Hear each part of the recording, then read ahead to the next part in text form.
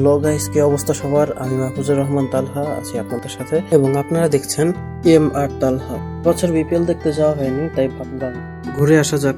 এটা ছিল গ্রুপ স্টেজের লাস্ট ম্যাচ। দুপুরের ম্যাচটা ছিল ঢাকা আর খুলনার মধ্যে, আর রাতের ম্যাচটা ছিল বরিশাল ও চট্টগ্রামের মধ্যে। আমরা 5 নম্বর গেট দিয়ে ভেতরে ঢুকেছিলাম। তো আমরা ভেতরে ঢুকতেই দেখতে পেলাম একটি স্টল রয়েছে পানি খাওয়ার জন্য, আর স্টেডিয়ামের দেয়ালটা অসম্ভব সুন্দরভাবে পেইন্টেড ছিল।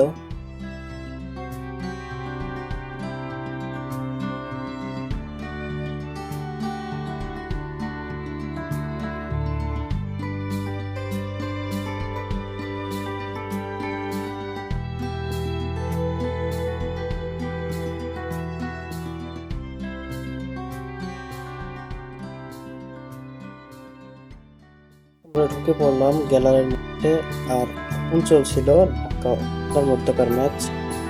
ভিডিওটা জুম করে করার কারণে ভিডিওর কোয়ালিটি কিছুটা নষ্ট হয়ে গেছে। পরে আমরা গ্যালারিতে গিয়ে বসি।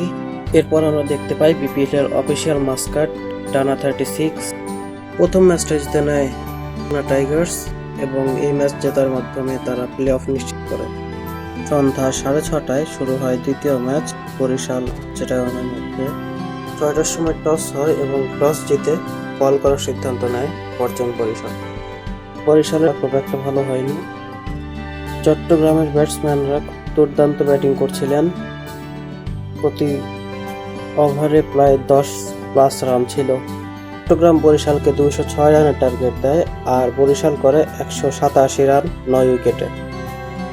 আপনাদের মধ্যে অনেকেই হয়তো ভাবছেন যে মারা খেয়েছে বরিশাল, কিন্তু মারা বরিশাল খায়নি, মারা খেয়েছে রংপুর। যাই হোক, আজকের মতো বিদায় নিচ্ছি। আবার দেখা হবে অন্য কোনো ভিডিওতে। সবাই ভালো থাকবেন, সুস্থ থাকবেন।